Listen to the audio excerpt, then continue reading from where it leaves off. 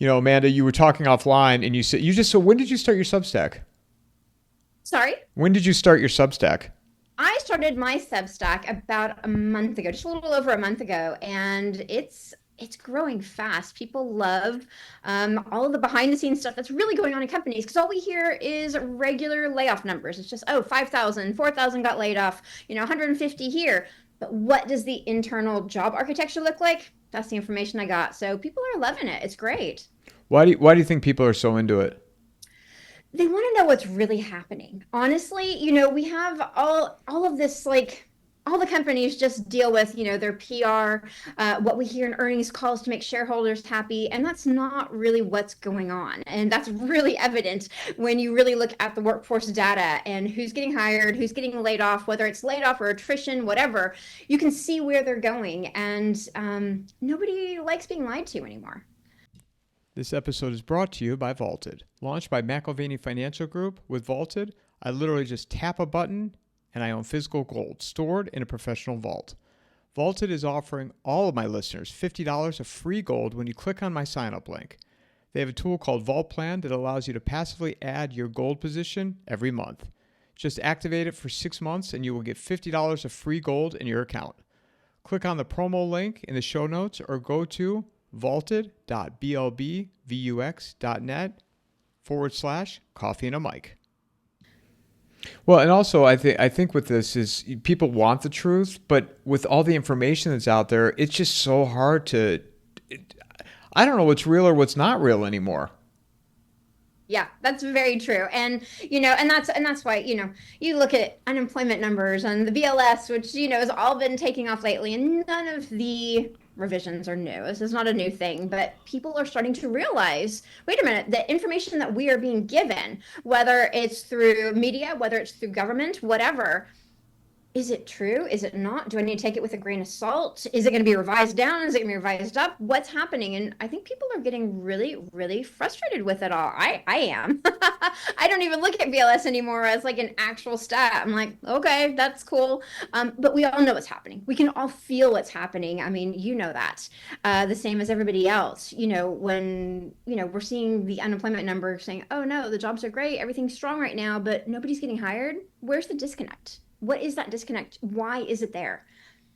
I was having a conversation with somebody, they would say, well, inflation's coming down. And I said, it was actually a realtor. And then also he has a residential real estate in Northeast Ohio. And he was explaining, he's like, well, the inflation's coming down. I go, I don't know about you, but my grocery bill is not looking any cheaper. I mean, what about yours? Same. You kind of, I wish when it kind of all started, with the whole egg frenzy, that I actually started keeping receipts and just watched it, change and the pricing change. And, overall, it's not been a massive increase, I think, over the last couple months, but it is. There are certain things. And then you're just like, wait a minute, I bought these 10 items and it's how much? It's $130. It's like, what is going on? And yeah, inflation under control, not a chance. Not a chance. So we talked about, and I want to come back to the work you're doing on your Substack, which is, is on fire right now. But I want to talk about Las Vegas because that's been really, really not breaking news, but like it's out there right now. A lot of Vegas talk, and I shared with you, and people that listen to me know. Vegas before I moved to Phoenix was a second home to me. My first trip there was 1983, and I could always coordinate because my family still lives there. But I could always coordinate all my trips with major hotels that were in construction. Like, for example, 1989 was the Mirage.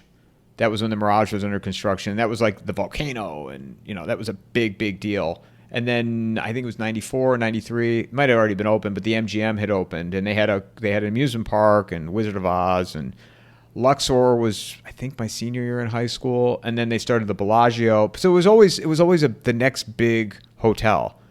And you're seeing, I saw, was it tourism, 11% year over year is down? Am I right? Did I say that I correctly? think so. Yeah, I believe that's the number. Yeah, it's wild. Everybody asks me about Vegas, and I've been here for a couple years now. And So people that don't know, Amanda lives in Las Vegas. But don't go I looking do. for her, you weirdos. Don't. Yeah, she don't want to hang out. She don't want to have coffee. Can I speak for you, Amanda? Can I speak for you? That works. Amanda doesn't want to have coffee. All right, like leave It's her funny. alone. I have some people who are like, "Oh, I'm flying in. Can we meet up?" I'm like, yeah, I don't know who you are. Yeah, I yeah. appreciate the support and what you guys do, but yeah, Honey, no, honey, I have to go. I have to go meet my internet friend. no. No, it's funny. It's funny. I get that. I honestly get that a couple times a week. And so I kind of, it just is, it's whatever now. But Vegas is an interesting place. And I think I've mentioned before, I've only been here for a few years. I've lived all over the United States, but Las Vegas is the most unique place I have ever been. It is the most different city, the way it runs. I mean, you got 200 people running a town of 2 million, right? It's who you know. And it's very different. But when you look at the Strip and everything, which is the big talk right now, what's going on? Las Vegas is dead. It is, but it's not. Living here, and I'm not far from the Strip, and I do go down there a lot. I'm one of those weird people that live here in Vegas and do the touristy things because I find it fun. I moved here because of the nightlife and entertainment and the cool things to do. So hearing that and going out and just seeing places packed is it's kind of it doesn't make sense to me. Are there certain properties on the Strip, in general, that are dead? Yes, definitely. And I would say South Strip is probably having the worst time, and that would basically be like kind of Bellagio, Cosmo, south towards Mandalay, if you guys are familiar with the Strip. Everything north of that is actually doing pretty good. Wynn, Palazzo, things like that, they are popping a lot. Sphere is busy, and you still have conventions here, so there's still people here, and we are seeing less people come here for conventions, and tourism is down. It's also the hottest months of the year here. Nobody wants to come here in July and August and pound pavement to walk up and down the Strip. They just don't. Even sitting outside by a pool is not nice when it's 110, 115 degrees out. Granted, we've had a cooler summer than usual, but it's still very hot. So to see that in the news is just like, well, yeah, it's really hot here. Nobody's coming. So there's a lot of weird things that are going on.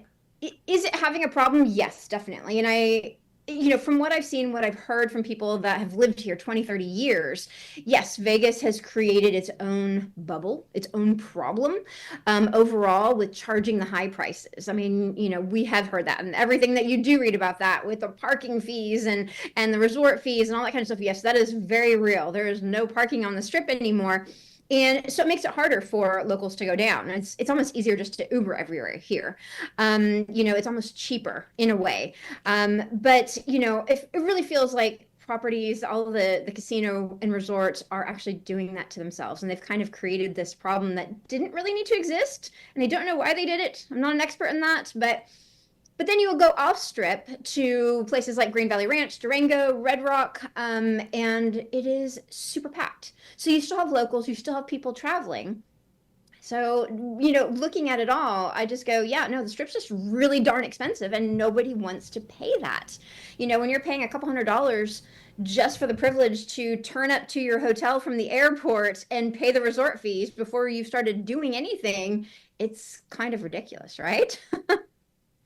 Well, also though too, I've said this, and I'll share it with you, and you tell me if you agree or disagree. But I think Vegas, the whole idea of it is a kind of like the Rust Belt, right? I mean, I was just in Rochester driving through there on my trip last month, and I said you could tell Cleveland, where I'm from, Pittsburgh.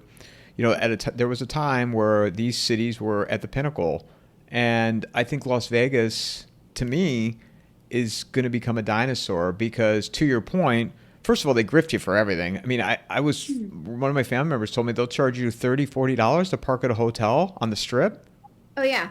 That's insane. Not valet. That's not valet. That's just parking. General parking. Mm-hmm. And so they get you there. So you're basically, to me, you're giving the middle finger to the locals. And they charge you $8 for a bottle of water if you're staying in a hotel because they know you're not gonna take an Uber to a grocery store in the suburbs. To save a few bucks. So they've got you there. You're stuck. And gambling today it's everywhere. Like every major city, I mean, I'm in Phoenix. We have casinos all over the place here. Cleveland, where I'm from, they have gambling. Now, I've never been in. I mean, I haven't been in the Phoenix casinos in a long time. I don't. I think you could sports bet now, but I could be wrong. But I also think they have table games. Hmm. So, and then sports betting, you can do it on your phone. So why are you going to travel to, you know, pay these crazy fees when a lot of the stuff you can do it, in your own city? Yeah. Yeah, that is very true. And especially like here in the Southwest, I mean, there's so many local casinos to wherever you are, like California and like Southern Nevada, or even throughout Nevada, actually. So it's like, yeah, you don't need to travel here anymore.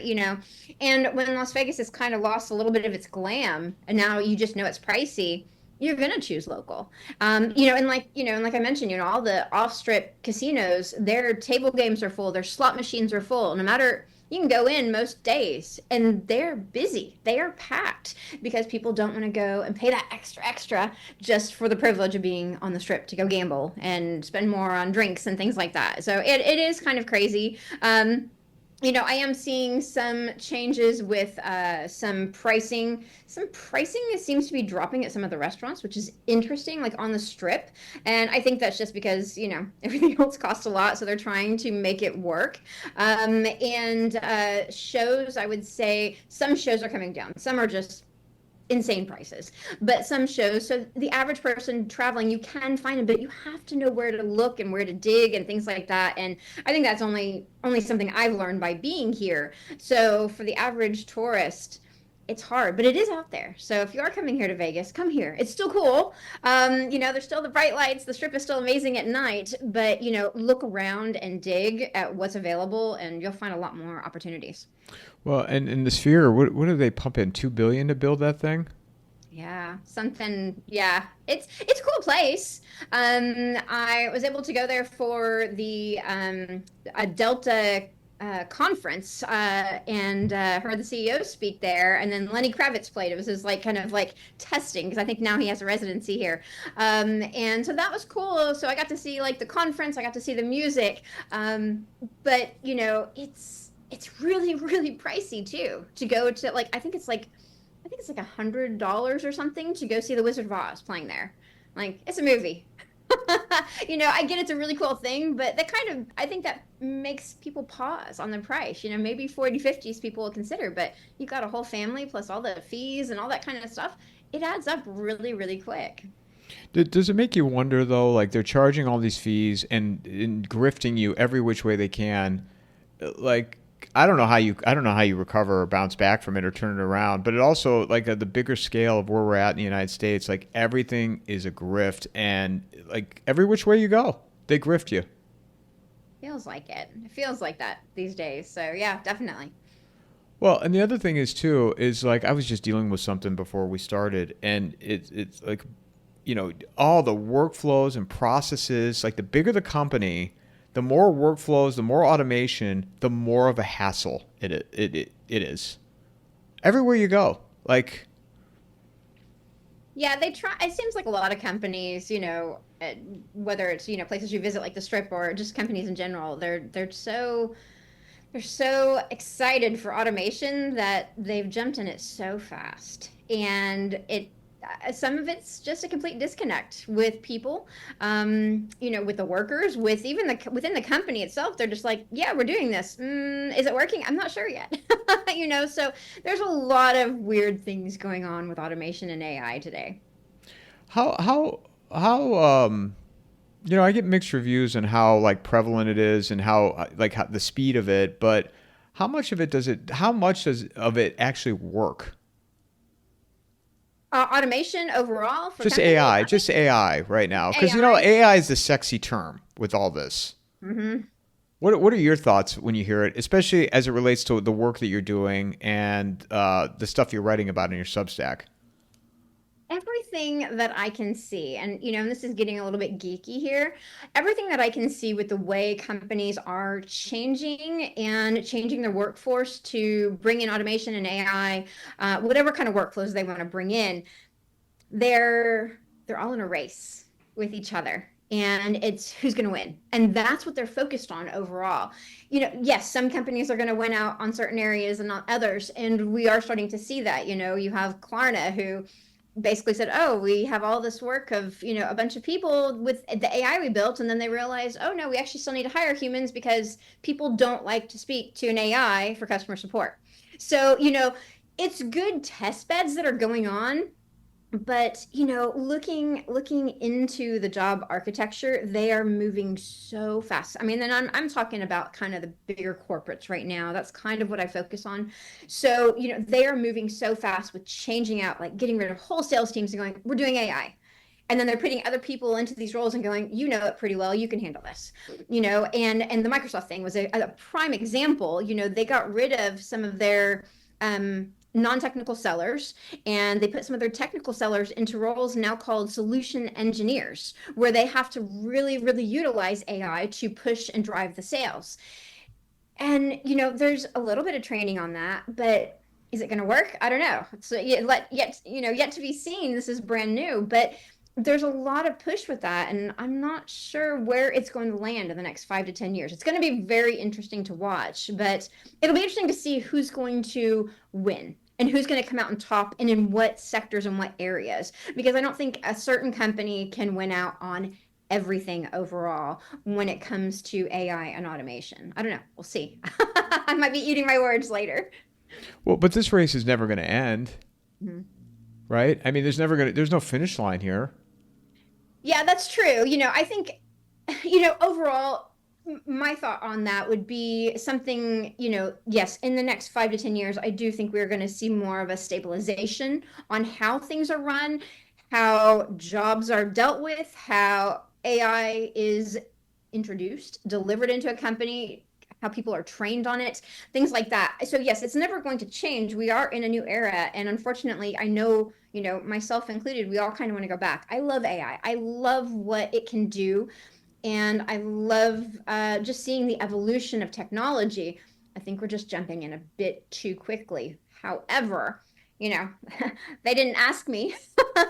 And so we are just moving full steam ahead with it all. So, yes, we will get to a point where it'll be stable. We will always keep changing and keep growing. Hopefully, by that point, we will have some kind of a solution where we have the right education, because colleges and things like that, they're not preparing the workforce overall. And that's evident in what we hear from companies. That is evident what we're seeing in the workforce data as well. So there is a big problem with that. I don't see anything that is addressing that at the moment, which is a very, very big worry, especially when we're dealing with all the consumer debt and the problems and hearing of just constant layoffs. And even if it's not a layoff, the company is still moving through attrition, whether they're like, hey, RTO mandates, or whatever. So we have a lot of issues bubbling at the surface with it all. So, it is just something I just try to keep monitoring overall, especially with the companies that are the most impactful to the stock market, to how consumers run their daily lives, especially when you're looking at companies that are like more of the bellwethers, like, ones that do like UniFirst, that provide uniforms and things like that. You have to see where they're going in the industries, how they are expanding, how they're not expanding. That tells you what's coming in the future, especially with their sales and things like that. So it's interesting to watch, including ADP. I actually just did a thing on ADP recently, and ADP is shrinking a little bit on their workforce. Well, what does that tell you? Is that starting to show us that there's not going to be work out there, or is that just showing automation? And right now, it's a little bit of both, and it's weird to see. It's weird to look at and try to start creating these projections and just kind of overlay it with housing, with consumer debt and everything, and it's just. Yeah, it's mind-blowing some days. I just sit there going, I don't want to know this some days, but knowledge is power as well, and it helps us prepare. So there is that plus side to even knowing if it's not going well. So in regards to ADP, because and correct me here, but ADP was I mean, they obviously do payroll services, but I mean they go from large. Well, they don't really do large corporations, right? Because they would have their own internal payroll accounting Yeah. department, but they deal more to the mid to small businesses. Mhm. Yeah. Lower end, large. Yeah, but yeah, small, medium for the most part. And yeah, it's all of their data is pretty good. You know, a lot of people look at their ADP payroll and unemployment and how many jobs and all that kind of stuff, which is good, but they are looking at their own clients. So we need to keep that in mind. And that's their own proprietary model, how they come up with all of that. So, you know, when a lot of people are saying, oh yeah, you know, some of the data kind of matches with what BLS gives, or it's more like what the BLS revisions are going to be. It's still only a subset of data. It's a small survey of data that's modeled out however they do it. So, you know, again, it's that disconnect, but it's we are going to, with all the automation that we are seeing, some of the smaller and the smaller size medium businesses are starting to shrink workforce even faster. So that subset of what we're going to see and that data that they're going to be putting out is probably going to look scarier, but it's also going to be a little bit more skewed as we move forward. And of course, you're looking at, you know, and then you take into consideration all the larger corporations that run their own payroll that are not considered in that. You know, they are keeping headcount relatively the same, which is actually pretty wild. You know, especially when you're like, wait, there's not jobs. You know, we are struggling to get jobs. So what's going on? So we have these very skewed surveys and data sets that you have to like look at individually. And that's why I really like to focus on not even just an overall picture, and sometimes not even an industry picture, but actually start pulling it from company to company to company. And then you can take all of those data sets and start modeling them together, and you get a better picture of where we actually are. Where are we at, Amanda, with all this? We all know, you know, here at the end of the day, you know, And people you can don't care. swear, you can curse. Feel free to use profanity if that's going to make an accurate prediction of where we are. We're fucked. You know, That's what I was waiting for.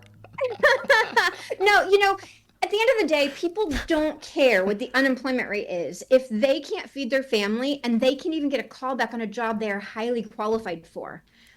So, you know, everything that is being put out there and how there's outrage and outrage on the revisions and whatnot, that's great. But nobody is caring. Job seekers are not sleeping over that at night. They're not worried about the unemployment rate number. They're worried about themselves. So to see these revisions, it's heartbreaking and it's hard. And, you know, but I think, you know, anybody in the industry already knows those revisions were already there because the jobs are not there. We are not seeing that. And, you know, when you're looking at companies that, you know, talking about like, you know, just going into like, you know, applying for jobs and going online and things like that. You know, I just saw this really cool Harvard study, and it was about like the AI hiring tool bias. And 88% of the employers they interviewed, and I think it was a smaller number, it was only like 2,500 people or something, but 88% of them said, yeah, we're using these AI tools and we know we're missing out on qualified candidates, but it's a lot faster. Like it just boggles your mind why companies think all of a sudden the way they're doing things is right and it's helpful. And you know, and attrition is just going through the roof. Churn rates are going through the roof. Yet somehow that costs less than hiring the right person. So, you know, you have all of that layered on top of all of the issues that we are seeing with, you know, headcount is not changed. You know, I mean, I think it was the Microsoft CEO, you know, he's the one that said, you know, our headcount has remained relatively unchanged. I believe that was the exact quote. That is actually true. Those jobs are not here. And I know a lot of people want to bring up the H-1B scenario, and that is an issue overall. But the overall thing that I'm seeing from the workforce data, and this is like this for a lot of companies, and I'm currently doing a series on this, but you know, the offshoring that is going on, where the jobs are moving to, that is why Americans are really feeling the issue that we are so fucked about the job market. That is why there's not jobs. Everybody wants to know, why am I not getting hired? I'm qualified. Number one, employers are just using AI tools that are skipping some of the best qualified candidates. Number two, they're just keeping shareholders happy. All the companies are just keeping shareholders happy. They're, you know, saying whatever they need to and saying headcount's great, we're doing great, look at our margins, we're doing awesome. But in reality, they are offshoring jobs at a cheaper rate. So we're having less jobs here at home. And it's not, and any of the new industries that are trying to, you know, build up, or any companies that are saying, oh no, we're going to be focused here, they are not actually making enough of a dent to make a difference to what we are seeing here in America.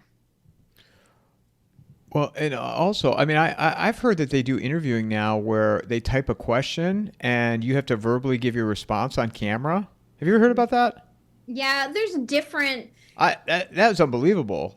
Yeah, it's awful because it's a case of AI versus AI versus AI versus AI, and then nobody gets hired. Because people are using AI for their resume.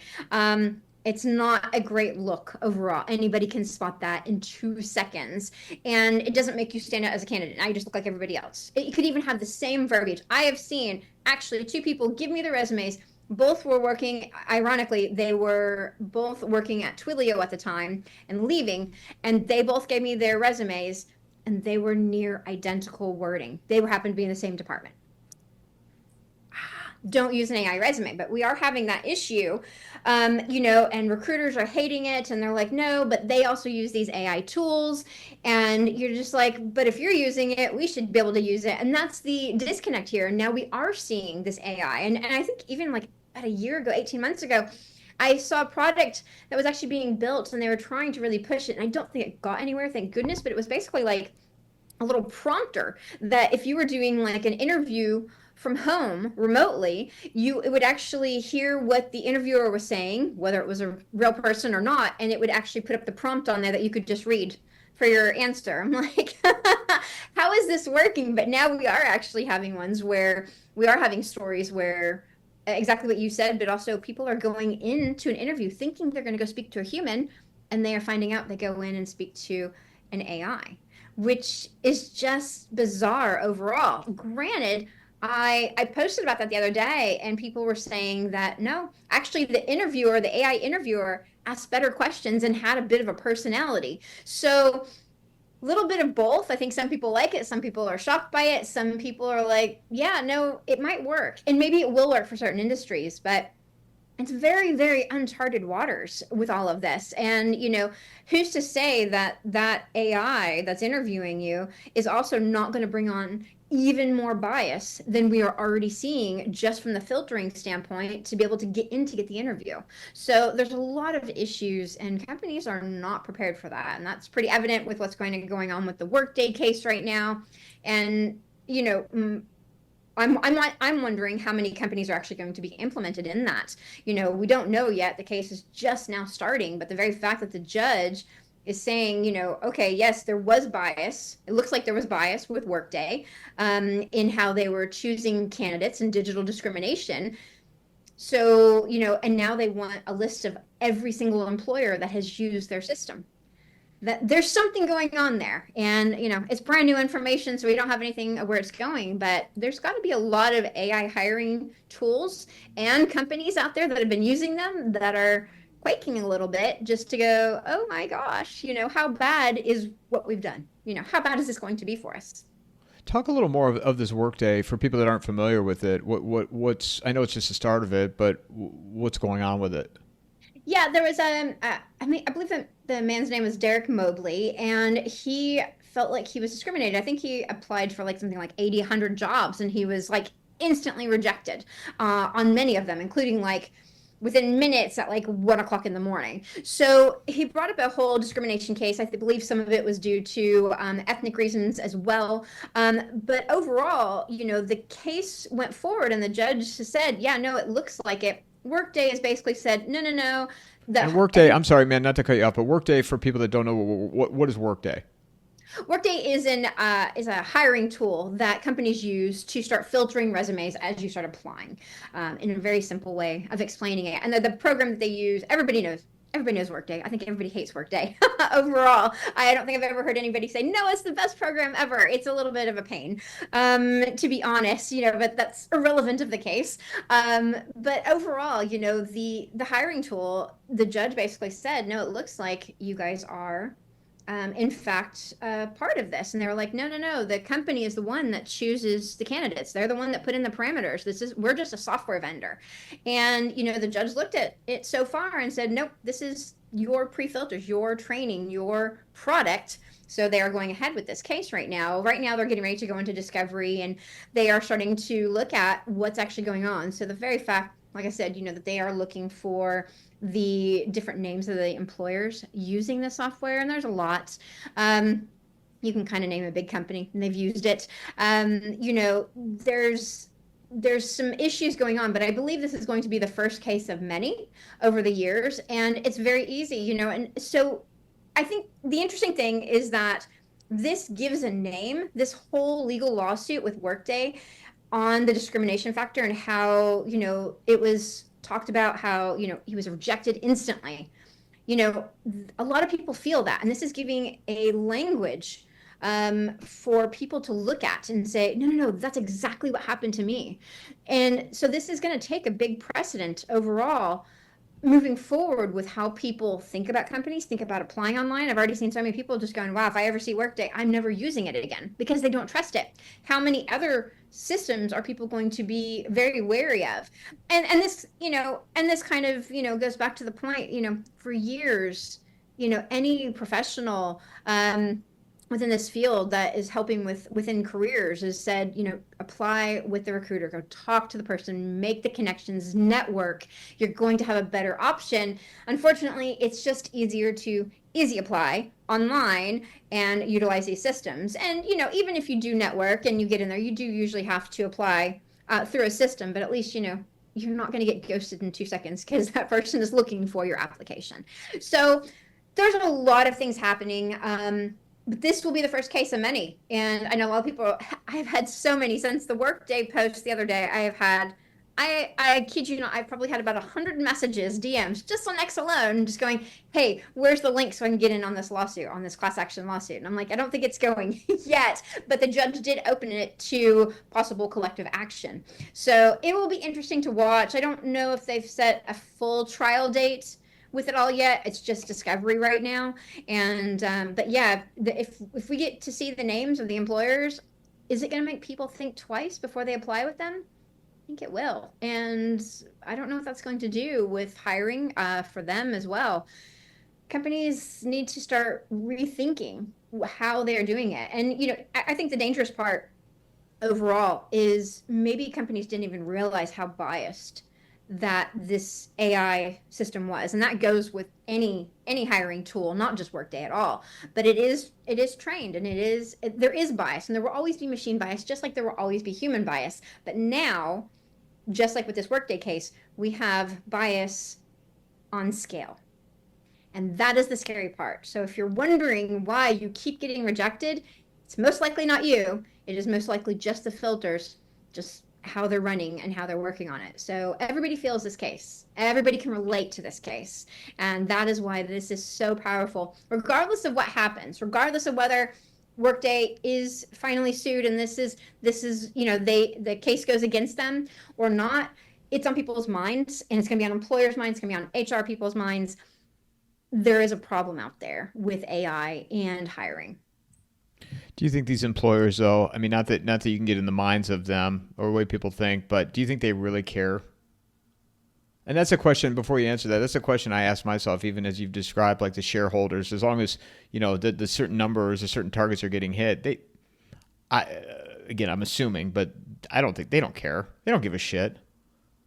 They won't until they get sued. And that's why the very fact that the judge wants to hear about all the employers and they want the full list, that's what makes this more interesting. Yeah, and companies, the C-suites, the boards, yes, they are there for the shareholders. They are there about the margin, what the revenue is, and that's what they care about, which is why that 88%, of employers just going, oh yeah, we know we misqualified candidates, but it's easier, right? That's why that is just like frustrating to hear because they don't care. HR should be worried because it's going to fall on them heavily to make sure that the systems are as unbiased, as unfiltered, as undiscriminatory as possible. And that's really hard if you're not the one making that software. So, you have different levels of who's going to worry and who's not. But, it is a case that is going to it will change things. It'll change how hiring is done, I think, just a little bit, because nobody's going to want to get sued on this. Nobody's going to want to see the class action. I mean, no company wants that. They don't want to have to file that in their SEC documents, that, oh yeah, we've set aside this much money for lawsuits. Nobody wants that at the end of the day. So they are going to be paying attention, especially the ones that are going to be brought up into this lawsuit currently. What do you think the future of HR is with all this? Um, I'm not a fan of HR. I don't think that's a No. surprise to anybody. Horrible, But horrible jobs. I was in sorry. HR a long time ago. I said Yeah. horrible jobs. Yeah. And Yeah. most of them, in my opinion, are just useless. Yeah. It's The people officer, chief people officer. yeah, the ones that have those different ranks really, and I've met a lot of them, and I'm just like, and they're really focused on sitting at the table with the executives. So it feels more of just a career thing than a care of helping people in their career paths kind of role overall. But, overall, I'm not a fan. Yeah, I do believe that HR is slowly working themselves out of a job, because when you go to the conferences and you listen to what they're talking about, and they're like, "Oh, we're going to do this, and this takes us so much time, so we're going to implement all of these like SaaS tools and AI tools, and they just keep adding all of those things on there to make their job easier." You're actually putting yourself out of a job, because now they're starting to see that, oh, maybe we don't need as many of you as possible. What I do see, and this is kind of a fun fact, when you are looking at when you're looking at layoffs upcoming, again, this is going really geeky into the job data. When I can see layoffs coming in the next several months, usually they have a big increase in HR hires. So they bring in a bunch of people, not typically senior HR, but lower level, just the regular HR job duties. They bring them in for a few months, and then the attrition just falls off. I don't really think it's a big layoff or anything like that, but they are brought in for a short amount of time to prep for layoffs. So it's interesting to see how that's going. And that is kind of only really been in the last, I would say, 5 or 6 years that I've noticed that, when you're looking at the entire, like, say, 10 years of a company's workforce chart. It didn't really happen like that beforehand. But now, with the way they are utilizing tools and things like that, it is just quick job, go get ready to prepare for layoffs, and then hand it off to legal. And that is happening a lot. And you can just see it in the data, and it's really cool. I should just post up a bunch of charts so y'all can see that. But it's weird, but that is actually one of the big layoff indicators. Most people are just like, oh, I would have expected so many more at time of layoffs. And I'm like, no, they've already done their job. They've already figured it out. There's a lot of companies that utilize algorithm to decide who gets laid off as well. That actually kind of came out a little bit with the Microsoft thing, and which is frustrating. It's frustrating to see. It's not even just like low performers. It's just like, oh, take those people out. When the director of AI at Microsoft gets laid off, it just makes you go, why? What is going on here? It's just is, I don't know. It's bizarre. It's bizarre. But I think HR is going to be having a moment shortly, very fast. I think they're going to see it, and they're going to feel it. And you can see that in some of the defense that they're putting out, especially with the Workday case and things like that. They're worried about it. So they're like, no, it's not that. It didn't even happen this many years ago. Of course it didn't happen. Well, yeah, AI did exist that many years ago. That's why we have the HR hiring tools. So there's some discrepancy with all of that, but HR is feeling it, definitely. Well, and also, I mean, if you've got an AI presenting questions on an initial interview, what do you need a generalist for any longer? I mean, Exactly. that's eliminating a layer right there in and of itself. Exactly. Exactly. It's funny. I saw an article yesterday where they're like, "Oh no, recruiters are getting hired more, so it must mean that the job situation's getting better." And I'm like, I don't know who actually did that survey or who's thinking that, but I am not seeing that at all. And I know recruiters are not necessarily internal within a company, but it nothing is supporting that at all. But yeah, everything is automated. Recruiters are like, oh no, this is takes us so long to do all this paperwork and to go through things, and I have to make all these phone calls with people, and I have all these job recs, and I have all these things. HR says the same thing. Oh my gosh, we have to deal with all of this paperwork and everything. They're overloaded, and they're so focused on other things. And the other thing, just to bring it more of with the HR, the last couple of years they've been so focused on reskilling and upskilling their teams. I'm not seeing that And everybody that I've spoken to is also not seeing that. And some of the data that's coming out now is saying, most people are saying, yeah, no, maybe like 10% of us are getting upskilled and reskilled to do the jobs that the company needs. Even HR in some of the surveys is like usually like 30-40% are like, yeah, we're doing our best to try to reskill and upskill.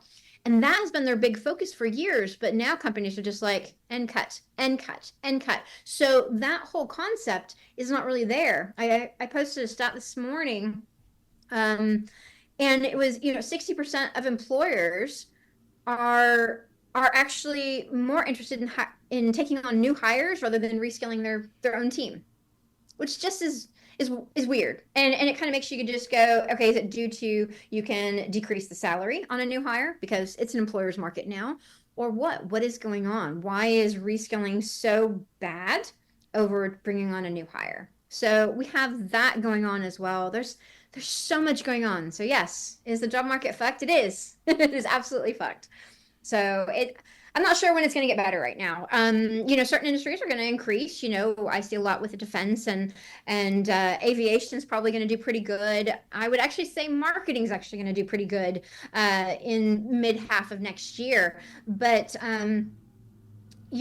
there's a lot of industries suffering right now, and I think we're only just going to start seeing it here in Q3 and Q4. I don't think we've seen anything yet. Why an increase in marketing?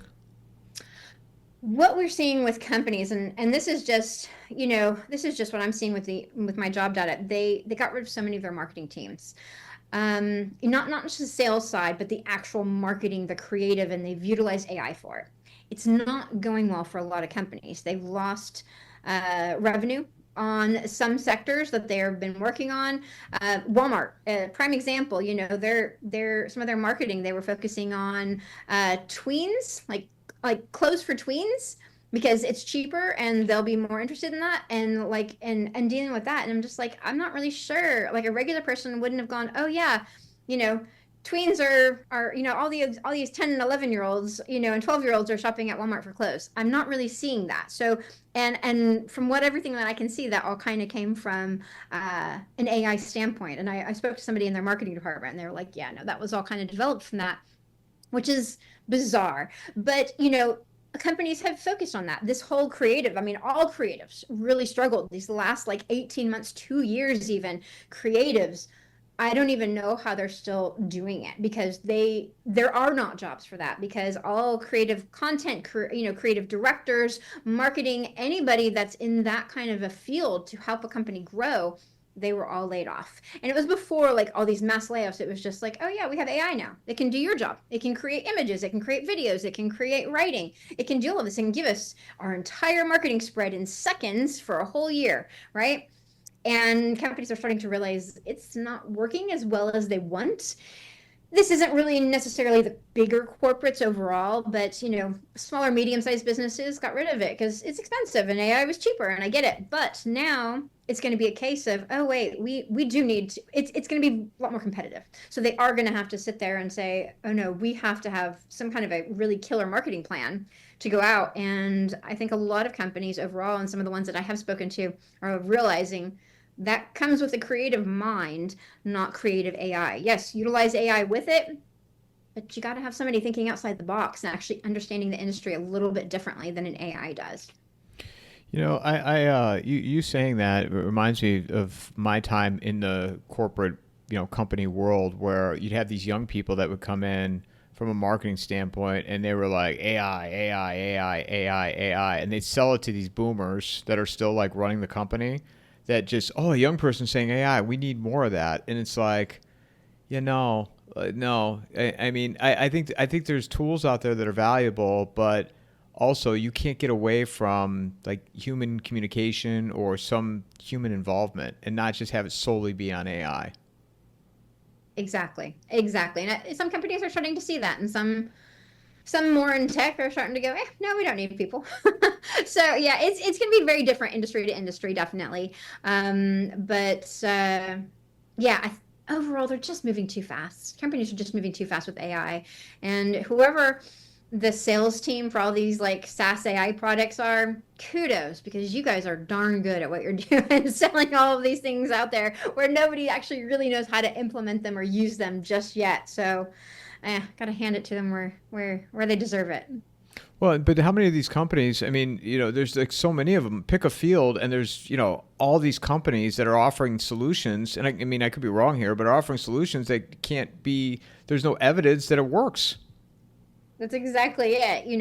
It was that new shiny thing, when AI came out, and AI is not new. It just, became new to everybody in the public overall in the last couple of years. So now it's just like every company wants to do that. The same thing that you have all the VCs that just invested heavily in AI are starting to go, hi, where's my return? Because we're not seeing that overall, unless you're like NVIDIA or something, there's a bit of a disconnect with that as well. And yeah, there's not proof, and we are seeing some falter, and companies come and go, and they're there to make a buck. That's what a company's for, whether you're a public company or not. You're there to sell and to make money and to try to create the next innovation and hope you make it big. And that is what we are seeing with this AI, golden era that we're seeing with it all. And everybody's just like, yeah, let's do it. AI. And it's not all that great, as we're starting to find. So again, I like AI. I think it's great. I think it's cool. But some of the solutions out there are causing a little bit more havoc for everybody, just in the nature of what they do. What about is work from home a thing in the past? I really think it is. We have so many companies these days just going, yeah, mandate back to office, 4 days. And people are like, oh my gosh. I'm like, it's 4 days in the office, y'all. We were used to this beforehand. We got so used to staying at home. And ironically, let's dial this back to during COVID. People were mad that they had to stay at home, right? And now they're mad that they have to go back to the office. So it's like, what's going on here? It's just, I don't know. It's really weird to see sometimes. But yeah, work from home. There's going to always be companies that's their mission, that's their motto, that's what they want to do. It makes more fiscal sense for them to do it that way. But, overall, the bigger companies, the corporates, yeah, they are pushing that return to office. Why? Number one, it's a easy way to have attrition go on. People don't decide not to do that because it doesn't work for them. Then, hey, they don't have to have a big layoff, right? But they lose headcount, which is great, saves the money.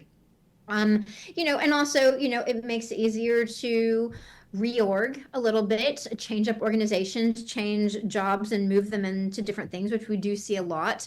Where one person, this whole department is gone, but most of the people actually went into this department. So now it just looks, you can actually see different job families decline or increase just because they're moving them around to different things based on their salary, their skill sets, where the company is focusing on now, things like that. So there's a lot of changes happening. There will always be work from home jobs. There always will be. Their companies will always do that. It won't disappear.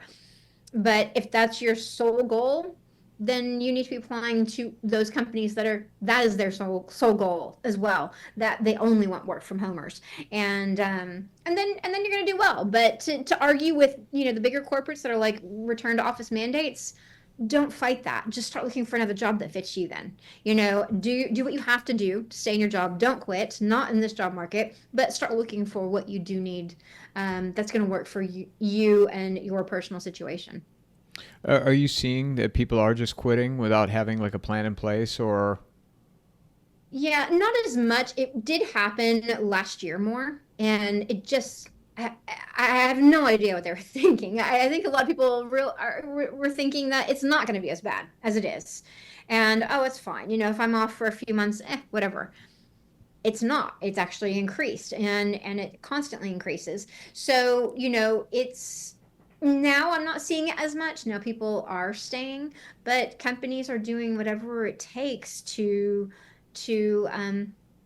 kill out those job families and to just make people need to quit or to leave or make it different overall on what your job is. And that is also a problem, when you are getting phantom promotions into a different org within your company, or you are, just having a title change without like a money promotion. Well, when you do leave, or if you are looking for a job or you are laid off, that is now what's on your resume. That is now your career history. It doesn't necessarily match with your experience, but that's the job title. So we are also seeing problems with that, especially with like applying online and just with recruiters not being able to know, oh, you came from this company, they changed everything, oh, blah, blah, blah. I know that. Oh, okay, so you do fit this role moving forward, because the title doesn't suggest that, and maybe even the job description doesn't suggest that on your resume. So we are having a lot of issues with that, and that is only just beginning. I'd say the last 6 months I've started to see that overall, where people are just like, I can do this, but I look at it and I'm just like, well, what are you applying for? Well, it doesn't actually match. So again, filters, HR hiring tools, and just recruiters that just don't know, because anybody can be a recruiter. Really at the end of the day, anybody can be a recruiter. Some of the job listings I've seen for recruiters are just like, as long as you have a great personality and you like working with people, we'll hire you. And I'm just like, are you serious?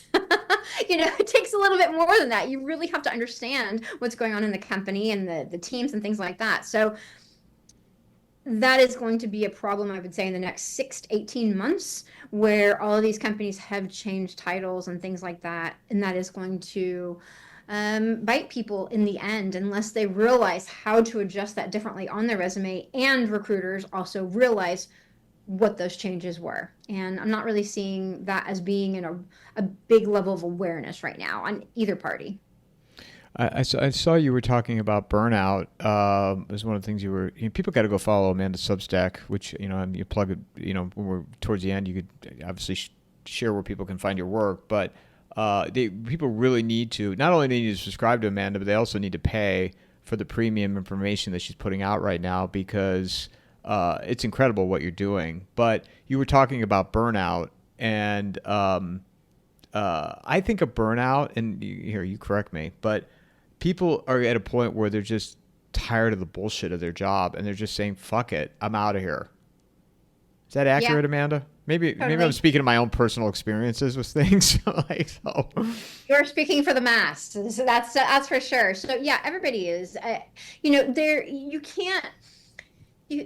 Morale can't exist at a job when you have the CEO going, you better learn this or just get out. Get out of your own way, or just leave the company. If you're not, in line with us, then you're not going to be here. That is frustrating. And now we have just these layoffs that just are coming, and they don't know. It's not that typical PIP scenario where if you get a PIP, possibly in 3 to 6 months, you might be out of a job. You're not getting this big heads up anymore, and things are just changing immediately. So how does that make anybody productive? How does that make you happy to go work? Burnout is real. It was real before everything got crazy and chaotic, and now it's even more so. And when you can't even look to your manager or the boss to just say, hey, help me in my career, to help me work on promotions and career growth, that is a problem, and that is going to lead to burnout, because people don't want to just stay exactly where they are. I mean, some people do, and I have spoken to people that are just like, nope, I love this job, I'm just going to stay right here. I don't want to manage people, I don't want to do this, whatever. But for the most part, a lot of people want to deal with career growth, even if it just kind of changes. Maybe it changes in industries as well. They're interested in growing, but that isn't happening anymore overall. So yeah, burnout is a problem. Companies are seeing that. And as much as they want to say just from their PRs, we're letting our low performers go or whatnot, it's probably due to some of the burnouts that they are taking you as part of that low performer, because you're just not kind of a team player anymore, right? That's what we're seeing in all these press releases and memos. And I don't know where leadership has changed overall to just make it, oh, well, you just don't like your job. You're not keeping up with what we're trying to do moving forward. Oh, get out. When did that become leadership? As opposed to, let's help our team, let's grow as a company. What changed? And it just, a lot of it just feels like, thinly veiled threats overall, to see some of these memos come out, and you're just like, why take that level of leadership? That's not helping anybody. That does not boost morale. at all. And I get so many messages from people, and I do read. Most people message me, and I try to read everything that I can. And I do put a lot of quotes out there on my X as well, just so people can see what is really happening. Because it's usually only if you're in that company, you know what's happening. You've heard other people talking about it, other teams talking about it, like, how the layoff went down or whatever. But I try to share as much as I can, because I think for the last couple of years, people kind of felt like they were crazy. They're wondering why they're not getting jobs. They're wondering why they're not growing in their career. They're wondering why they were treated this way on a layoff. It's not you. Everybody is having this issue. So I'm trying to make sure that everybody realizes this is a bigger problem overall, and you're not alone. You're not alone with what's happening. I mean, what does it show though for the future of like corporate America? Because I don't see this getting better. I don't see it getting better. And also, I mean, with managers and everybody's trying to protect their own ass. So because of that, they're not interested in trying to better you. And then what they attempt to do, if they're feeling the pressure, they're bullying you. Mm-hmm. Yeah. Who wants to work like that? I know, and that is, and I don't know what corporates are going to do, and and I feel like right now they're just like, as long as we keep shareholders happy and we have that beautiful margin and great revenue, it doesn't really matter. And it's funny because years ago they tried to really get away from the concept of using the term human capital. But now what they're doing is very much that, more than it used to be. So I don't know. I don't know what they're thinking. I don't know. I don't know what management firms they're using to do what they're doing with everything. Because you have to sit there in the back of your mind just going, well, you know how these companies do. And sometimes when companies put out something, you're like, oh, I bet they're using this one. Or I know they're using Bain. I bet they're using BCG. Or this is straight up an Elliott playbook. You can look at that. Again, that's probably a little bit geeky that I can actually do that, but you can actually see that overall. And anybody that's worked in those industries, or you've worked with the management, consulting companies, you will see that same playbook as well. And I don't know, companies are so focused on being the biggest right now.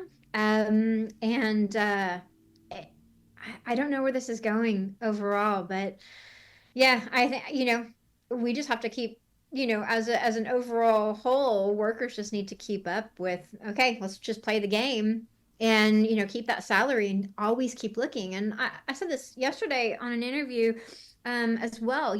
I believe that we are at the point where most people always just like, oh, you'd stay at a job for several years, or you have company loyalty, which doesn't exist anymore. Doesn't really exist on either side anymore. But we're shocked at all these layoffs, and we haven't been here that long, or maybe we've been there for 15 years.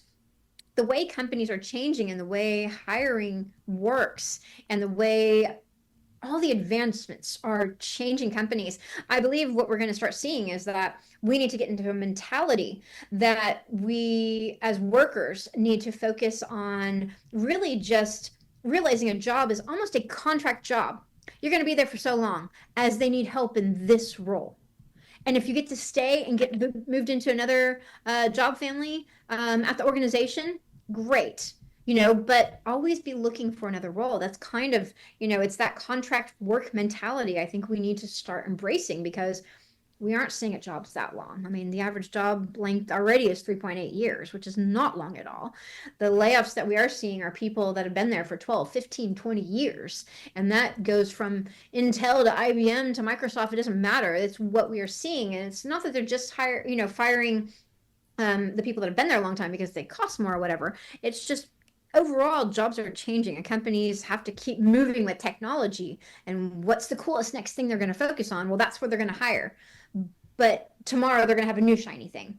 So the constant being able to constantly reskill ourselves is going to be crucial, and constantly looking for new jobs, even when you're in one that you like, constantly looking to upgrade yourself. And that's just something that, workers have to start thinking about as a whole, because that is starting to become evident in what is happening. So it's not that anybody said that. It's not that companies have said that. That's just what I'm seeing. And yeah, when things change so fast, technology moves so fast, they're not going to keep the same person there forever anymore. I've heard stories of people getting laid off where they don't even get a phone call. They just they get an email and then bam, their access is just cut. Yep, yep, yep. We're seeing all of that. It's weird what happens. It's like we look at it what years ago, and some of the companies would just like get on a Zoom call, and the CEO would be on there and just be like, okay, if you're on here, unfortunately, we're not keeping you. And we thought that was cruel. And now we're seeing all these other ones where you do just get an email. Or, they know it's coming the next day. So their managers find out, and then they're making phone calls to their friends that work at the company to go, hi, you're on the list. I'm sorry. So they're getting that pre-warning ahead of time. Some of the Microsoft stories that I had come in, they had a whole team on there. An HR and a VP person was on the call. And they said, unfortunately, you guys are all being let go today on this team. The manager of that team came on as well, and she was let go in front of the whole team. She didn't know. And I'm just like, that's the optics of that just look horrific. And who came up with that idea? And, I've had some people just go, maybe it was AI that created that. Maybe it was, but it doesn't look good. As a company that's global, that people look up to, it looks really bad. The optics of what's happening looks really bad. And I understand companies need to make the profit, and I'm all for that. I understand how that works. I understand how jobs change and technology changes, but have a little more humanity in how it's working. And that's why, I'm saying, people do need to start realizing that jobs are contract style, where, you go in to help that company at that point, you need to start looking for another job and start looking for another company. So you're not having that 5 to 10 month gap in between jobs. Just constantly be ready to go. Well, and even you've been talking about Microsoft. I mean they're not really innovative to me anymore. I mean, well, I don't know, like I don't understand how they're able to sustain that large of a workforce. Yeah, that's a good question. And headcount has remained pretty much the same with all of that. Like, what A are those lot of it's people doing offshoring. all? Not to cut you off again, Amanda, but what are those people doing all day? I don't know. I don't know. Offshoring, obviously, we don't know what all the jobs are. They don't have to disclose all of that. You can see some of the jobs available. So it is just being changed, but yeah, as an innovative company, I'm with you on that one. I'm not seeing it as much. They are trying to focus on certain other areas, especially with AI and things like that. How well it will work, I don't know, but they're not going to go down without a fight. That's for sure. I think that's true of any corporate. But yeah, there's a lot. We did see all the mid management get cut over the last year, 18 months. We started seeing that. That was some of the big layoffs last year, especially. And now that's still going on, but now they're starting to just cut up all the different job families within an organization to go, we actually don't need you, or we're going to keep these 2 people from this team of 25, but we're going to move you into this role because you could probably handle that role. And that's part of that, the whole issue with these phantom promotions, where it's not going to help you moving forward. And yeah, yeah, companies are changing. And I've kind of not really coined, but I've used the term the corporate revolution, because it is right now what we are seeing is companies and corporates in general just going, you know what, this is how we're doing it. This is how we're going to start focusing on things. And we are seeing all of these categories happen, from the synthetic jobs being shown, so shareholders are happy, so headcount remains no matter where it is. The phantom promotions, title inflation that's happening without a salary bump as well. All of these things are adding up, and companies are just doing this, and all corporates are pretty much following the same line. So there is a bit of a revolution to how they manage their own business with the way they run their workforce overall. So it's happening whether we like it or not. And it's been going on for a while. It's not brand new, but it's now becoming very evident, and more just copying each other almost. So again, it's that same playbook. Whose playbook is it? I want to know. But there's something going on, and it's frustrating to watch. Just I'm obviously, I don't work for these companies. I'm not looking for a job. I have my own company, so it's weird for me to just sit back outside of it and watch what happens. And like I said, I see what the job seekers are saying, what they're feeling, what's going on, and it's frustrating. And I've always helped people in their career paths as well. So to watch that it's kind of almost hitting a wall now is heartbreaking to hear. And then just watching what companies are doing, and some things I'm like, yeah, I get it. I understand why you're doing this as a corporation. A CEO's sole job is to make the company money, to make those shareholders money. And they're doing it, but at what cost? And that's what we have to ask ourselves. The Apple's another one of those companies where it's like, I mean, and I have an iPhone, I have a MacBook, but they're so expensive, and then the next generation of iPhone, it's not really better, and they're charging this just crazy amount for these devices. Yeah. Apple is one. They're actually on my list here later this week to do a big dive into what's going on behind the workforce. So I'll have more information soon on that one. Can you give me any indicator? Have you started looking at it all or no? I have not actually really started. I've run some just initial workforce, and theirs is the same thing as everybody else. Headcount is remaining the same. Offshoring is happening. What I am seeing, it does the little bit I do know, the little bit that has already made me go, wait, what's happening here? Because I look at some base level information, filings and things like that, and I kind of just go, what's the weird thing? What is shocking here? What doesn't add up to what I see from the workforce data on who's being hired and who's being let go? And whenever I find something, that's what makes me go down rabbit holes. And that's where I start finding that other data on where they are going, where layoffs might happen, what we expect next, and where I think the stock's going to go for my investor clients as well. And, right now I am seeing some bigger than usual Europe connections for Apple. So I'm really wondering if they are going to set up a slightly different manufacturing setup over there. Again, I haven't looked into it enough, but right now there's enough to make me go, let's go look at that. So if anybody knows anything, message me. Help me a little bit. But yeah, there's something going on with that. Maybe out of like Germany, Austria, Netherlands, maybe. That's where I'm kind of seeing it. But yeah, we'll see. Maybe even in the Czech area. So yeah, there's something going on. How long will it take you from the time you start doing a deep dive on Apple to put out your article on Substack? I usually spend.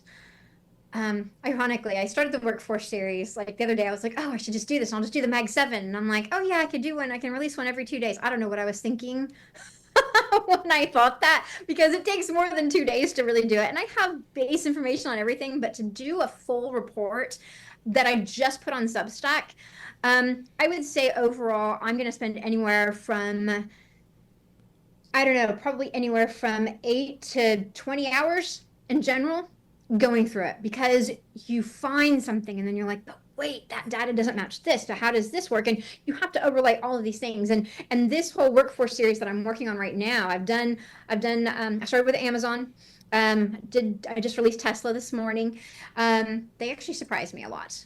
They were very smart how they did things. But when you sit there and go through all these companies and you have to look at, how they're hiring, where they're hiring, what are they hiring for, and looking at where they're going, Substack report, I would say in general, about 12 hours, just to kind of get the data right. And I have so much more data that's on a Substack, but those usually go into the bigger reports for my clients that need to know it, or to my investors, my institutions that I work with that want to know all the signals, moving into the next couple quarters. So yeah. And I dive into certain companies, and some companies I don't cover because I can't, because of who I work with.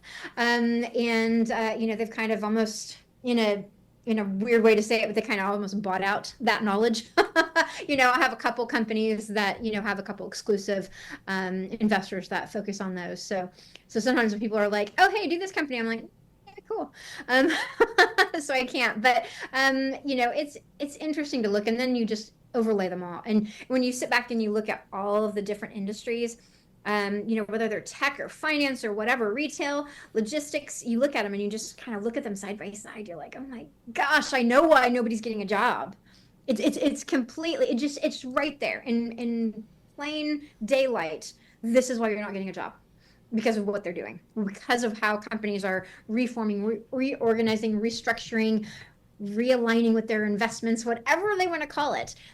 I can totally see what's going on. The Amazon, that's an interesting one because when I was in Virginia, I met somebody who was working for AWS, and this person was explaining like how they need electrical engineers so badly, and that was the and I didn't look at the stock on it, but the AWS is more profitable is profitable in comparison to the rest of the company. So like I mean I shop at Whole Foods, which is owned by Amazon, and I use them for delivery. But I can like you can return things like you can get stuff and return it. You don't have to pay for it. And I'm just like, how do they make money with this? I know they're offshoring everything. Amazon, if I get my numbers right, I talk about so many companies. Yeah. But I think Amazon had like 1.5 million overall employees, and I think they have like about a little over 11,000 H-1Bs. So it's a very small amount of people. And it's not to say it's not a problem for American workers. It is, but they have 456,000 offshore jobs. Now, about half of those, maybe a little bit more, are in India, and we know that, but they don't have to give full head counts. But we know generally what is over there, and the rest is obviously international because they sell globally, right? So when you look at that, but looking at Amazon overall, yeah, their margins are fantastic. They are doing well because they are offloading expensive jobs into other places of the world because that makes sense to them. That makes sense for them financially. And we do see that with a lot of companies. And yeah, I did not expect, weirdly, I did not expect that many offshoring with Amazon. And it's a rough count because, again, they don't have to tell us that exact number.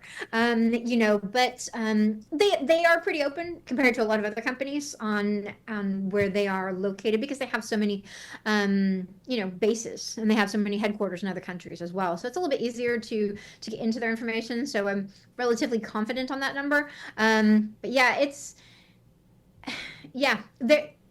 all about at the end of the day, and I think this goes with any company, but it's at the end of the day, it is about really finding how to protect that margin with lowering headcount, but also make it look really good. So it is offshoring. Offshoring is going to be the name of the game. And what was your information on Tesla? You said they surprised you. It did. So Tesla, they have a very small amount. I think it's like 2 to 3% H-1Bs over their entire workforce. And I think at the end of December, it was about 125. I can't remember the exact numbers now. But overall, it is a lot of it is offshoring. And what they have done, they have not necessarily taken away jobs out of America, which I think most people expect, especially with a company that large. But they have actually created net new operations wherever they've created something. So obviously China is one of their big locations where they deal with batteries and whatnot out of Shanghai. But they have different places. I think they're working on a place in Mexico right now. But when you look at all of that, they're not pulling jobs away from U.S. workers.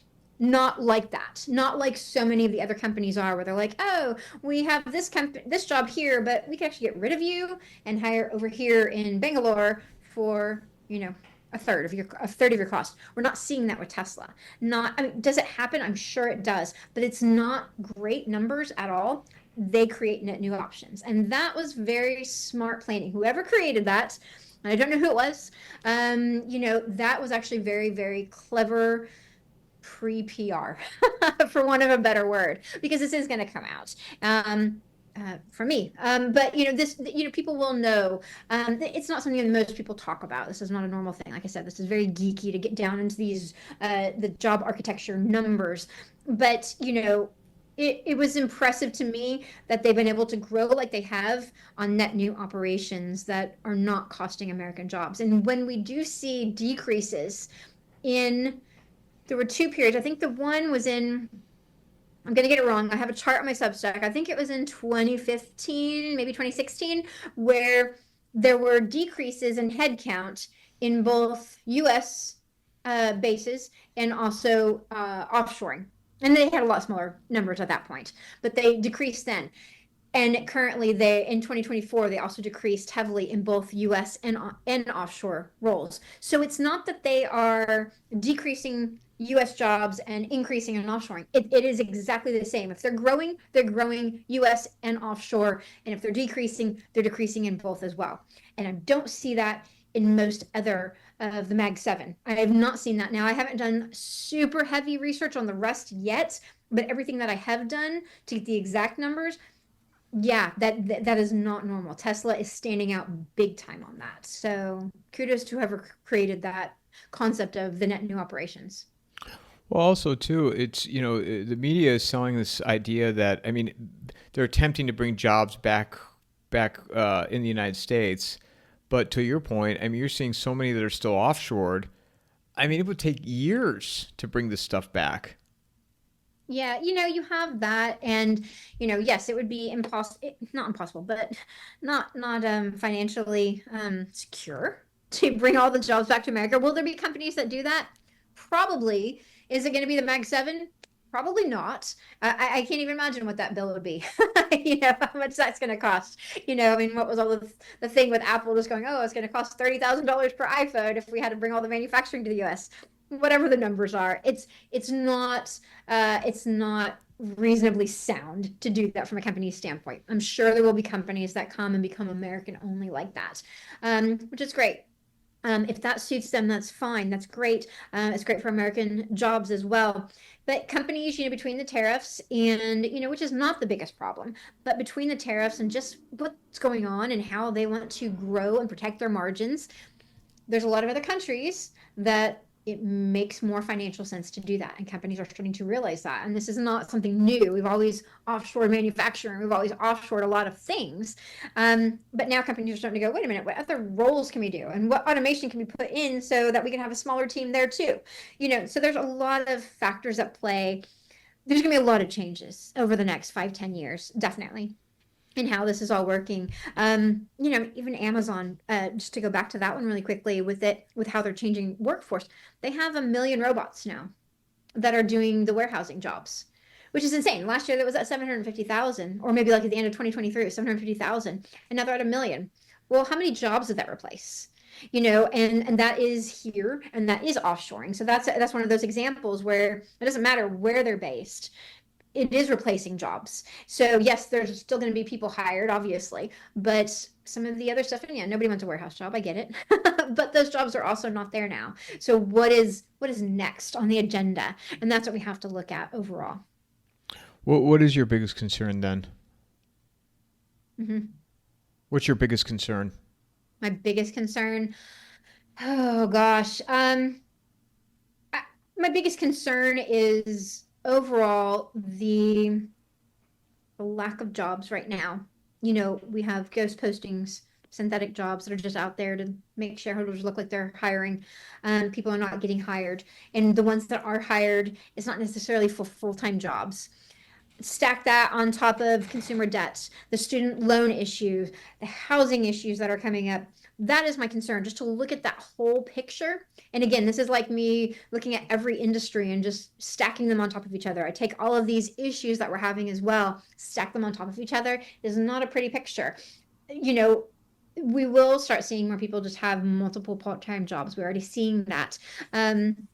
That's going to increase, unfortunately. And it's hard. It's hard to focus on life when you're having to worry about this so much and not knowing what's next. And even if you're in a part-time job, you also might be cut from a job.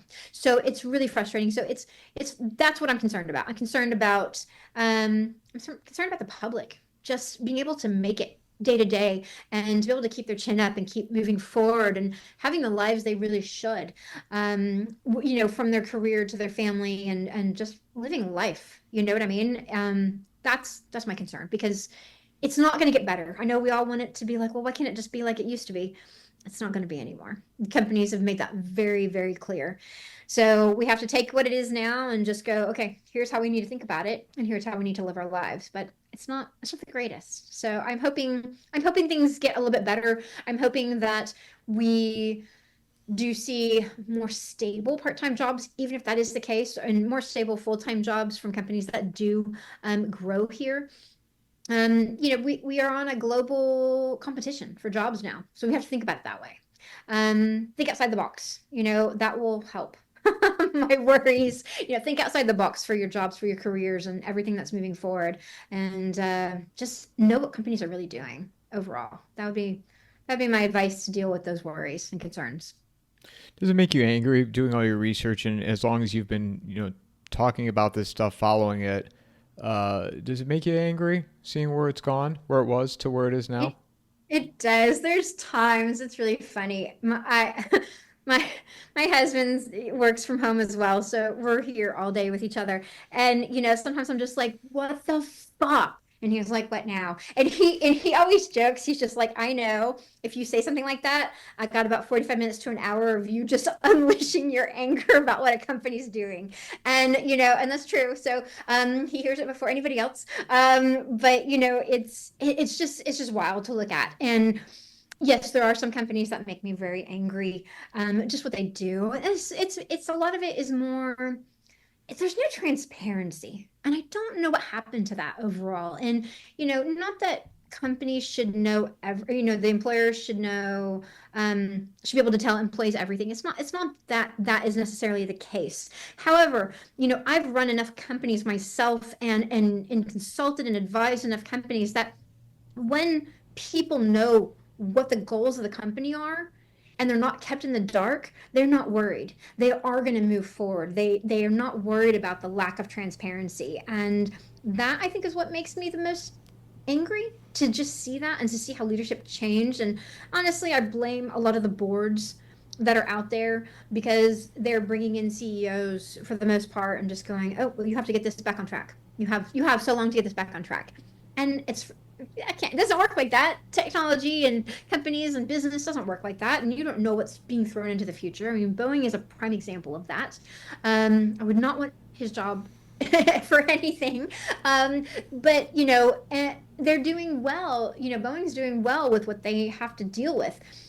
But for the most part, the CEOs, and when you look at this, and again, this is geeky workforce data, when you look at the CEOs that have been there a long time, um, you know, like Jensen Hong of NVIDIA and Jamie Dimon, and even Musk with all of his companies, they've been there a long time. They've been dealing with them for a long time. Those companies are some of the most stable out there from a revenue, from a workforce standpoint, and there's less of a, what are they doing? Yes, sure. Are they laying off and they have mass layoffs? Yes, of course.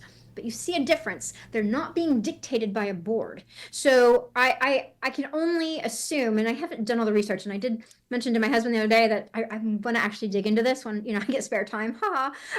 But I want to actually take a bunch of companies, probably about 50, and look at, are they run by activist investors, like Elliott Management, or are they run by boards? Are they brought in? Are the CEOs just interchangeable every few years? What is the tenure there? And then compare that to the companies that have had a CEO for 10, 15, 20 plus years. How are they doing overall from a workforce standpoint, from a revenue standpoint?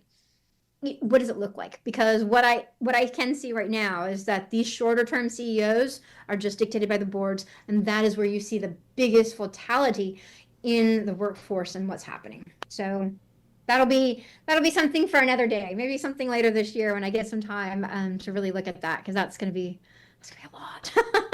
So it's a bit overwhelming on that one. I have to say, just as we've chatted here for almost 90 minutes now, Oh my gosh. I'm just so, for myself personally, I'm so glad I'm not in that world right now. I hope I never have to go back. And I'll say that on here. Like, I literally hope I never have to go back to that world. Yeah, I agree. Fun It's fact for me, awful. it is. I've never had a regular job. I worked for like 3 months over summer at a family's opening of a Schlotzsky's when I was like 16. That's the only job I've ever had. I can't imagine how people are dealing with this right now. Having a family, I have a very large family. I can't imagine what it's like to raise a family with dealing with all of this, vitality and everything that's going on, and just not being sure ever. I've spoken to so many families where both parents got laid off. How do you do that? How do you deal with that? I don't know. I don't know. I don't know. So, my best to all of you guys dealing with this. And yeah, just keep pushing and keep always looking for the next job. I cannot stress that enough. Don't quit, even if you hate everybody. Don't do it. Just keep looking for the next career path for you. Always be looking for that. No matter how companies stay, how long you stay there, always be looking for something. You don't want to get to a point where you're 5 to 10 plus months out of a job, because even if you get severance, that goes really darn fast, especially if taxes hit it, and everything else with the economy on top of that. You don't want to be at that stage. It's better for you to put in a 2 weeks notice to your company and say adios and be happily moving into another job that's really good for you. But people stay in their positions. They're miserable, but they won't do anything about it either. That's another thing. Yeah. That's a whole nother. I mean, we'd probably spend an hour talking about that. Like just how people are just so content being miserable. Like I worked for a company where like they'd give you an office with no windows, little vertical, and they'd sit there all day. And I'm like, oh my god, like that would have been enough to drive me out. Yeah. Yeah, same, definitely. Yeah, it's funny when I used to deal more with the career side and working with directors and executives and things like that. And so this goes even beyond just general staffing and management.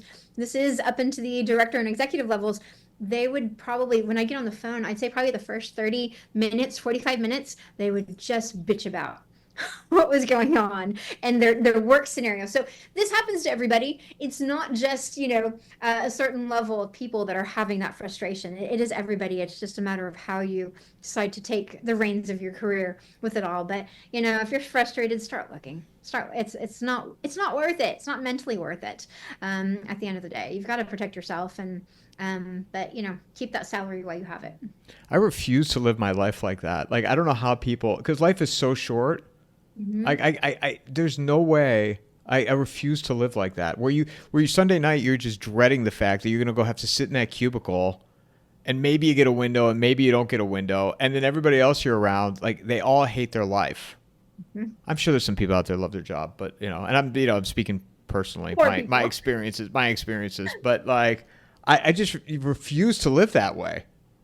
Yeah.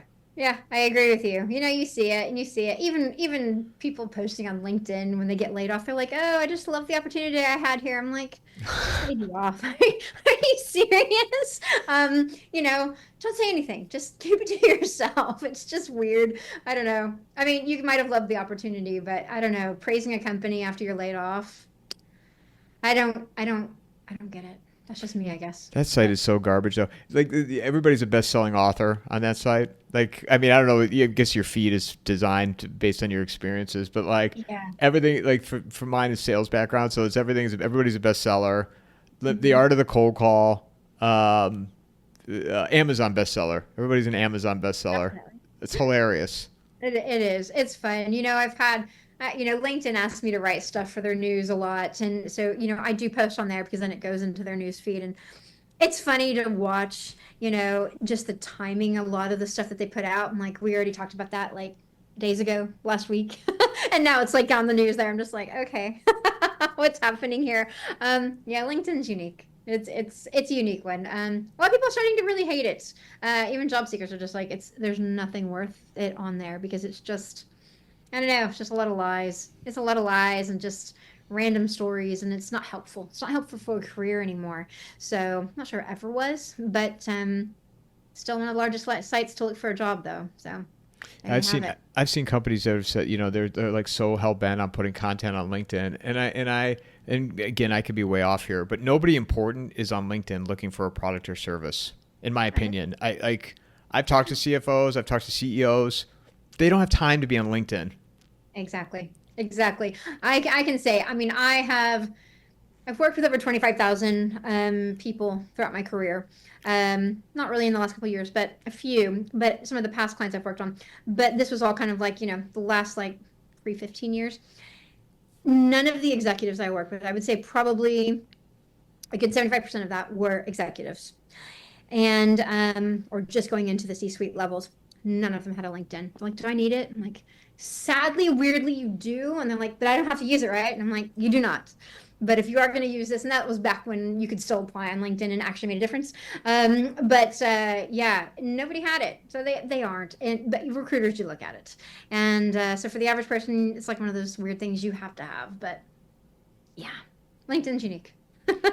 I'll give that to them. I'll end with this 'cause I think you'll find this interesting. I had he comes on my show pretty regularly. His name is Paul Craig Roberts, and he worked under Reagan in the Treasury, and he was actually the one that invented supply side economics. And so last time he was on, I had him and Gary Haven, who Gary Haven founded the Curves International. Remember Curves, a gym for women that was all over it. So he founded it, and Craig, he goes by Craig, but he got all fired up. He goes, the digital revolution is the second dumbest idea by humans, right behind the nuclear bomb. Fair. And which, it made me think, because he's like, yeah, we have these devices that they were intended to talk, but nobody talks. They use it for their entertainment. Mm-hmm. And there's no communication anymore. And you're seeing it, I mean, in your work, in the corporate world, no communication with people anymore. It's all via AI, messaging, destroying our civilization. Yeah, it really is. It really is. I say that a lot. Why are we like this now? What is going to become of us to not be able to communicate anymore? But that's a whole nother show. Absolutely. Where can people find you, Amanda? You can find me on X, so the Job Chick, or on my Substack, the Job Chick's Insider Edge, and also thejobchick.com. I'm the only one with pink hair that does this crazy stuff, so I appreciate you having me on here and letting me just completely waffle, because I know I have so much in my head always that I know I just was like, oh, let's go on to this tangent. Oh, let's go on to this. Oh, wait, let's talk about this. So I appreciate you guys listening and letting me do my thing. No, I didn't think you waffled at all. And actually, I think this information is so important, and the work you're doing is vital for people to get an understanding of what's really going on. And and I don't look at it like in terms of being blackpilled. I just think it is what it is, and you're trying to be objective so you can make a decision. But people need to understand, you're on the ground, like where some of these companies are and where employment actually is. Yeah, definitely. You don't want to apply to a company that is about to have layoffs. So it's better to know the stuff. I know everybody says it's doom and gloom, what I post, but no, it's actually information. Use that information to see where companies are going. You maybe won't apply to a company that is going to be laying off soon, because you do see that a lot. Do you think we're headed for a real economic collapse or falling off the cliff type Maybe of not a scenario? collapse, but it's not good now. I mean, we're already there. We are already there, and we are seeing that. Yeah, I think between everything else going on, looking at fintech, and actually just spoke to somebody the other day in fintech. Yeah, the stuff going on with all of that, and with consumer debts, and how we're using buy now, pay later, and again, all stories for another day. But there's a lot of crunch time coming down with that. And if jobs don't change, and if layoffs keep increasing, it's going to be a bit of hurt for a lot of people. And again, that is my concern, just to look at it all, layer it, think about it like an onion. You just got all these layers, and it just keeps getting worse and worse and worse, and then you're crying. That's the way I see it. And that is what worries me. So am I worried about the unemployment rate number? Not at all, because that's not what we feel. And nobody that is looking for a job is focused on that. Amanda, thank you so much. I look forward to our next conversation, continuing to follow your work, and appreciate you making time for me. Thank you so much. I'm glad to be here. Mic drop.